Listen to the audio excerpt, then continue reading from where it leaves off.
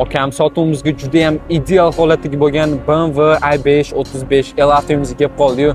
Buni oldi videoga bitta baho berib qo'ying. Mana reshotkasini chetlarini yonib berishni aytmaysizmi? Juda bir derskiy hid berib turibdi avtomobilimizga. Avtomobilimiz 2024-yilda ishlab chiqarilgan, juda ham yumshoq ballonda M paket va shu kungacha 5000 km masofani bosib o'tgan. Uning ichiga videoga bitta baho berib qo'yasiz. Salon rangini aytmaysizmi? Voydo, gap yo'q lekin. Avtomobilimizda nima kerak navratli bo'lsa hammasi bor. Bitta baho berib qo'yasiz ichki saloniga.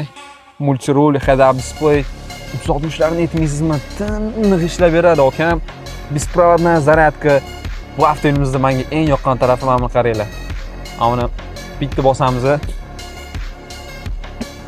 Orqada qarang akam, siz uchun katta kinoteatr monitori tushib beryapti. Maza qilib prezentatsiyangiz bo'lsa, prezentatsiyangizni yoki bo'lmasam uzoq yo'l ketsangiz, yoqtirgan kinoyingizni ko'rib, maza qilib ketaverasiz. Gap yo'q. Avtomobilimiz juda ham zo'r komplektatsiyada.